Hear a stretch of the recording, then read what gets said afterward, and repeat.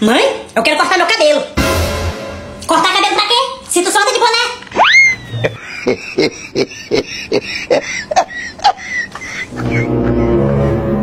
A senhora só anda de touca e corta o cabelo. Por que eu não posso cortar também?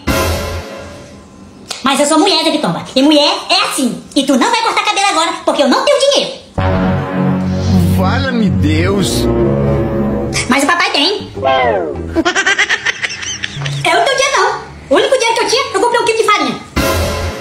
Então tá bom, mãe. Eu dou um jeito. Alguns momentos depois... Ave Maria, esse menino tá muito calado lá no quintal. Tá me aprontando, quer ver? Eu quero saber o que é que esse menino tá aprontando. Se ele estiver aprontando... O quê? Não acredito.